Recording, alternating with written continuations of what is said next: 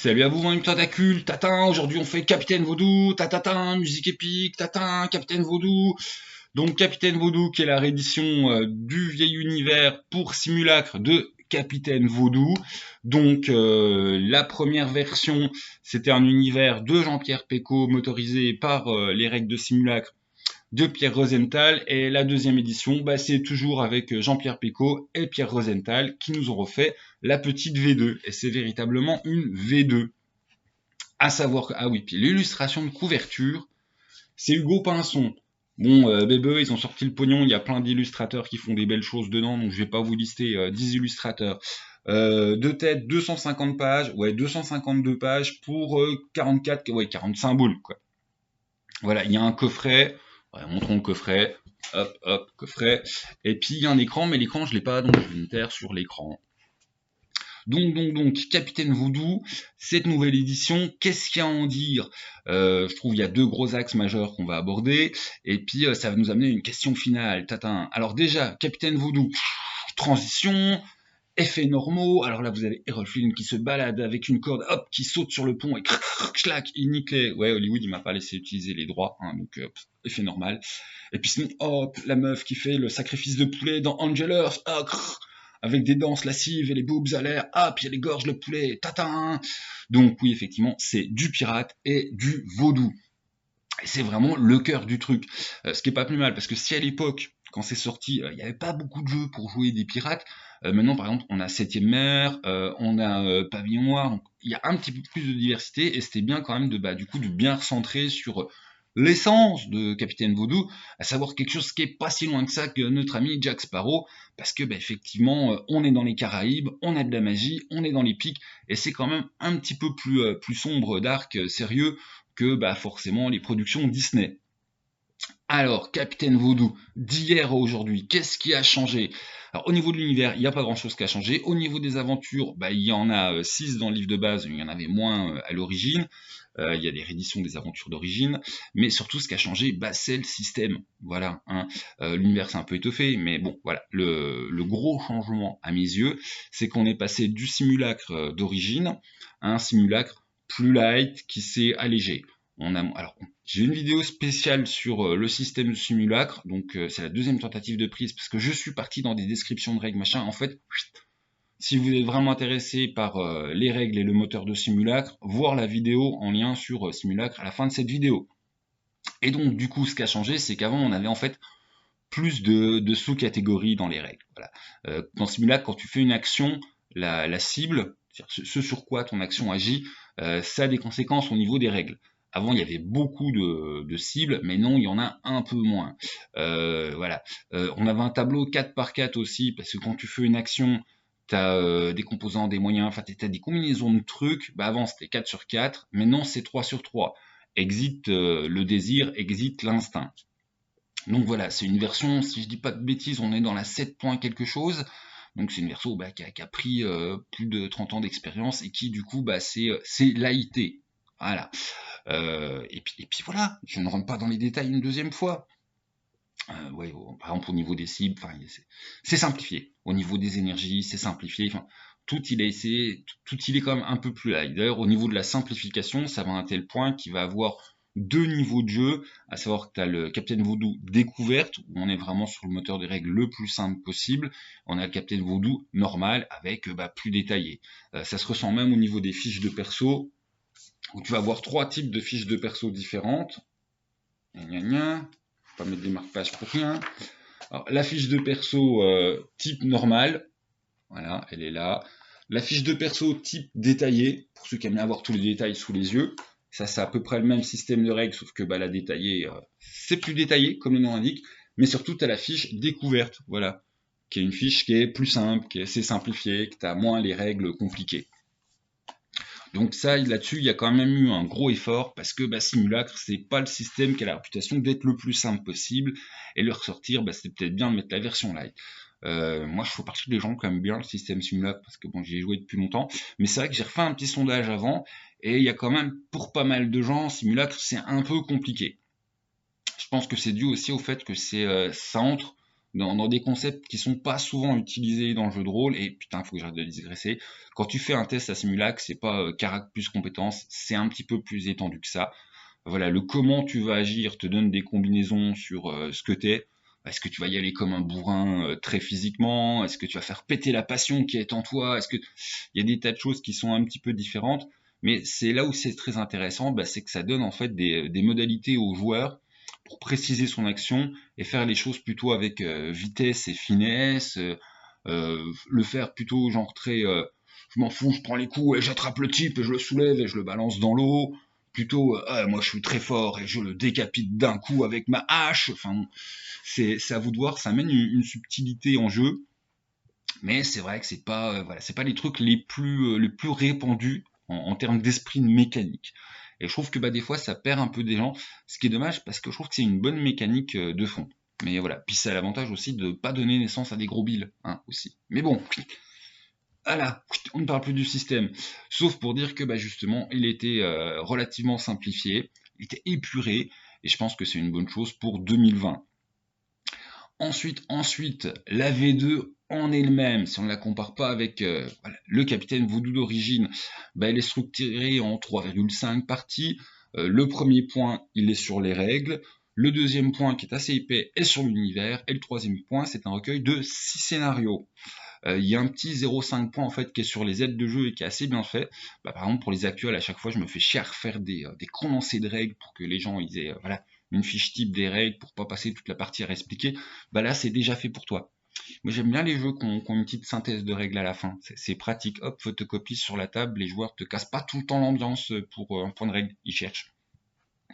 Sinon, que dire de plus? Bon alors mise en page, maquette, tout ça, hein, on est dans les critères 2020, illustration, on est dans les critères 2020, enfin tout il est beau, c'est relativement aéré, c'est voilà, c'est bien fait, il n'y a pas trop de surprises, hein, c'est un produit bébé où je pense qu'ils ont mis un peu le pognon au niveau de la production, puis ben on arrive sur quelque chose d'assez joli à la fin. Que dire de plus? Ah si, j'avais quand même envie de vous montrer quelques illustrations que j'aime bien. Ah putain. Bon alors déjà, oui, les règles, c'est ça. L'univers.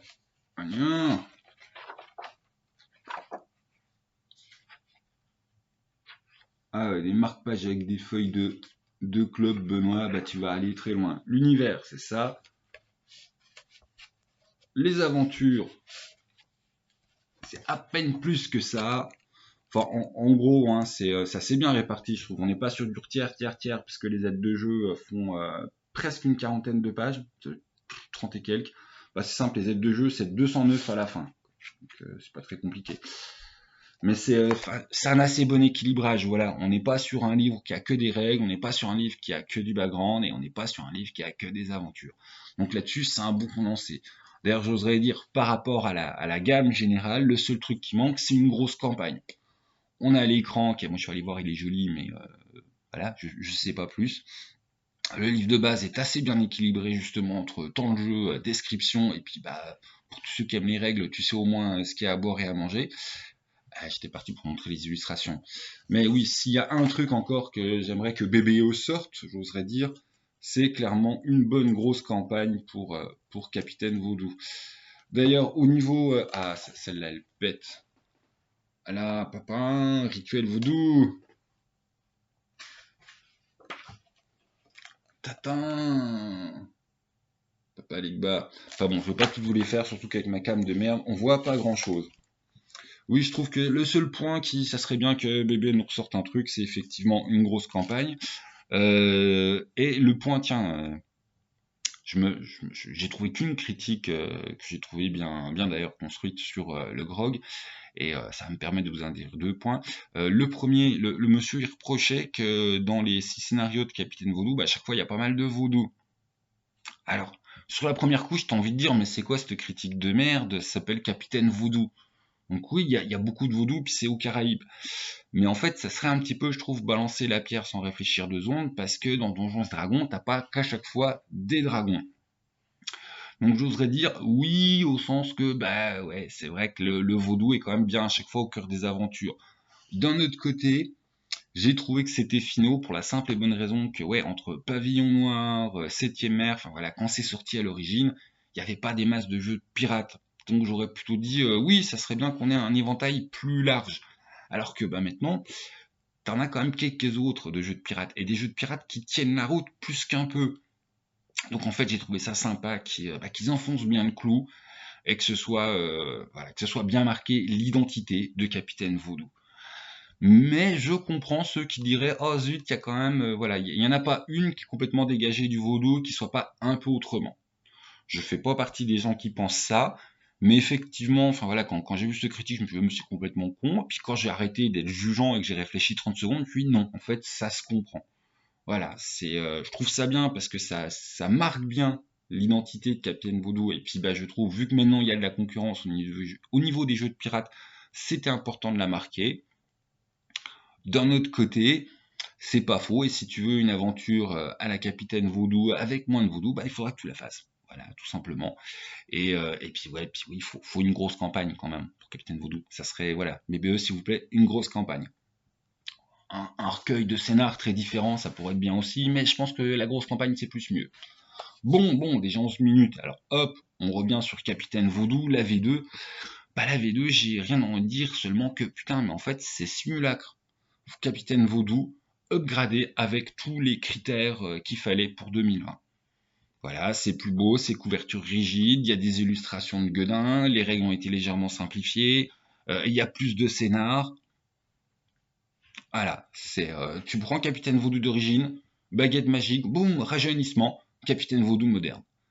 Et en ce sens-là, ça va nous emmener au troisième point, à savoir que j'ai des gens que j'ai trouvé, je sonde maintenant que j'ai un peu de public, qui ont trouvé ça très très bien, et d'autres que ça vraiment, justement, au contraire, oh zut. C'est-à-dire, ceux qui ont trouvé ça très très bien, c'est ceux qui se sont dit, ouais, voilà, c'est le Capitaine Vaudou que j'aimais bien à l'époque, qu'on me ressort maintenant, et qui respecte complètement l'esprit originel. Et j'en ai trouvé d'autres pour me dire, ouais, mais en fait, voilà quoi, c'est mon Capitaine Vaudou d'époque en version 2020. Donc il n'y a pas, et c'est là-dessus que je voulais emmener la question de fond, à savoir que j'ai traité récemment de Bitume, où l'inquiétude de la communauté, en gros, c'était quand même ouin ouin, c'est pas pareil. Et d'ailleurs, hein, je me fous pas de leur gueule, j'étais dans les ouin ouin, merde, c'est pas pareil, on nous a mis du coff. Enfin, du chronique oublié contemporain, du coq. Mais Captain Voodoo, c'est exactement l'inverse. Si ouin ouin, c'est pareil. Et c'est tout le problème de fond, je trouve, des rééditions. Voilà, quand tu réédites quelque chose comme Bitume ou comme Captain Voodoo, enfin, je pense que pour l'auteur, pour l'éditeur, t'as la grosse question. Est-ce qu'on reprend le matériau d'origine, qu'on reste absolument le plus proche et qu'on l'actualise aux critères de modernité, c'est-à-dire simplifier un peu les règles, faire quelque chose de beau, le rendre le plus didactique possible et accessible, et mettre du scénar, ou est-ce qu'on se permet de garder l'esprit de l'univers, on essaie de garder l'esprit de l'univers et son background, et qu'on change complètement les règles. D'ailleurs, la critique sur le grog, elle dit ça serait peut-être bien d'avoir passé ça en coff. Mais alors, jamais. Ah, je pense que moi j'aurais gueulé si ça avait été sous coff ou sous du dessin, Capitaine Voodoo. Après, j'ai dit ça, Bitume m'a agréablement surpris quand c'était une crainte. Donc c'est vrai que si c'est très bien fait, voilà. D'un côté, pourquoi ils auraient fait ça quand Simulacre, enfin voilà, Pierre Rosenthal, il continue à bosser dessus. Simulacre, c'est encore un système vivant où il y a une communauté, une page Facebook, enfin des gens qui sont dedans, qui sont bébés depuis plus de 30 ans. Donc je comprends, voilà, que pour Capitaine Vaudou, je pense qu'à un moment, enfin, si la question a été posée dans les bureaux, j'imagine bien Pierre Rosenthal faire bon alors réédition de Capitaine Vaudou, je veux bien, mais c'est sous simulacre ou c'est rien. Voilà, peut-être que je fantasme complètement, mais je le vois pas abandonner son simulacre. Voilà. Mais on en vient sur une question, voilà, c'est vraiment, ça fait plein de voix dans la phrase, c'est là, c'est vraiment moche, mais c'est une question de fond sur qu'est-ce qu'on fait du matériau d'origine. La réédition, par exemple, de Rêve de Dragon avait été très bien. D'ailleurs, comme quelqu'un qui suit la chaîne avait fait remarquer, ça a été un petit peu retravaillé, et c'est vrai quand même, c'est des règles, si tu veux, 1.5. Et c'est vrai, quand moi j'avais expédié ça, c'était pas mal. Bon, c'est les mêmes règles, c'est pas exactement les mêmes règles, c'est les règles peaufinées. Capitaine Vaudou, c'est pareil, c'est pas exactement les mêmes règles, c'est les règles peaufinées. Et Bitume, enfin, il y a des dents qui grincent, hein. Non pas parce qu'ils soient mauvais, tout simplement parce qu'il y a des gens qui se sont dit, merde, non, moi je voulais le système d'origine retravaillé, rendu plus fluide, rendu plus, voilà, 2020, mais ils me font chier avec Coq. Tout comme, bah, il y a des gens qui ont couiné sur, ouais, merde, Capitaine Voodoo, du coup, j'ai l'impression d'avoir racheté le jeu que j'ai déjà, en version 2020, je m'en fous, je joue avec celui d'origine. Et on va être clair, il n'y a pas de bonne réponse, hein. Bon, moi, je serais plus dans le camp ouin ouin, c'est pas pareil, que les ouin ouin, c'est pareil. Mais je ne vais pas essayer d'argumenter 2 secondes sur un truc où le fond, c'est est-ce que tu préfères les bananes ou les fraises, hein. Je trouve qu'il n'y a pas de véritable argument. C'est vraiment des choix éditoriaux et des choix artistiques des auteurs d'origine. C'est vraiment pas plus compliqué que ça. J'ai un peu plus peur quand je vois un jeu qui est réédité et qu'on me dit bon, on a tout adapté ça avec machin un cinquième ou truc chronique oublié parce que tu te dis est-ce que le jeu il va pas perdre un peu de son esprit d'origine ou est-ce qu'il va pas tomber dans les travers de ses moteurs, à savoir des moteurs qui quand même quand tu pexes beaucoup bah tu deviens un gros bile. Voilà, c'est selon moi la seule limite vraiment marquée sur laquelle je voudrais taper dans KOF ou DD5, c'est que pour des univers où tu joues à échelle humaine, faut de la modif de règles. Et ça justement, bah ils l'ont fait dans Bitume. Comme quoi c'est possible. Donc c'est vraiment une question de goût. Voilà, j'ai même pas de parti pris super tranché. Je suis plus, voilà, sur un vieux rétrograde à me dire, oh, ils ont changé le système et ça m'a peur. Alors qu'en fait, bon, bah, Bitume nous donne l'exemple que, ouais, on peut modifier le système. Ça va pas plaire à tout le monde, sans que ça soit une grosse trahison. J'attends Hellboy avec un fusil à pompe sur ce côté, hein, j'avoue. Hellboy DD5, je pense que je vais péter une durite. Mais bon, voilà, c'est mes peurs. Et donc, bah ouais, c'est quoi votre position? Ouais, cherchez même pas à argumenter, enfin, vous faites si vous voulez, mais je pense qu'il n'y a pas radicalement de vrais arguments, si ce n'est effectivement sur la question l'authenticité artistique, vouloir conserver l'esprit d'origine, mais ouais, c'est une question complètement de goût subjectif, hein, c'est ça, c'est est-ce que t'es fraise ou chocolat, est-ce que t'es banane ou ananas, hein. Il y aurait peut-être quelque chose à creuser sur le concept de nostalgie. Si tu ressors quelque chose de nostalgique, est-ce que tu peux te permettre de prendre le risque de trahir le matériau d'origine? Un petit peu, enfin c'est con, mais en plus large comme le Musclor qui avait vraiment hypé des tas d'hombres de ma génération, quand ils ont vu ce qu'on avait fait Netflix, ils ont fait une crise cardiaque. Spoiler, moi ça m'a fait marrer. J'étais pas du tout fan de Musclor à l'origine, j'aimais pas ça du tout quand j'étais môme. Et là du coup, la nouvelle version m'a plutôt fait sourire. Mais bon, c'est vraiment, enfin, c'est des histoires de goût.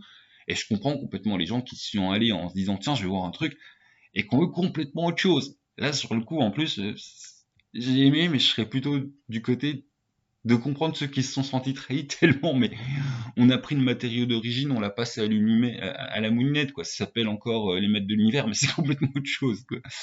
Donc voilà, bah, Capitaine Voodoo, ils ont pas fait ça. Ils ont pris Capitaine Voodoo, il a été upgrade 2020.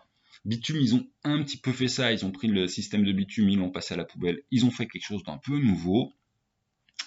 Là, je pense où je serais un connard énervé, c'est le jour où on va nous faire une ressortie d'un truc qui est censé être d'origine, mais qu'on prend tout et qu'on met à la poubelle. Enfin, où on garde juste le nom d'origine de la franchise pour faire vendre, mais qu'en fait, c'est plus le même background, c'est plus le même système, c'est plus, voilà. D'ailleurs, quand je parle de Bitume, si on en est sur mes marottes personnelles, Bloodlust Metal, je le trouve très bon. Le système de Bloodlust, on va être clair, il a très mal vieilli. C'est très très ouais. Et forcément une ressortie de Bloodlust, là c'était même très bien de même pas upgrader le système de Bloodlust, juste mettre le vieux truc qui tournait plus à la poubelle et nous proposer du tout nouveau tout beau. Donc voilà, je sais pas sur quoi le chien gueule, mais de toute façon j'ai fait le tour de ce que j'avais à dire. Donc je vais aller voir pourquoi mon chien pète une durite et je vous laisse dans les coms sur vos positions subjectives et quand vous avez une ressortie, est-ce que vous êtes plutôt à espérer un nouveau système qui corrige des trucs qui vous cassent un peu les pieds, genre Bloodlust, hein, ou est-ce que vous êtes plutôt j'arrive. Ou est-ce que vous êtes plutôt genre très j'espère qu'ils ont juste mis le système d'origine à la page mais qu'ils n'ont pas tout massacré. Sur ce, bonne journée à vous. Salut les gens.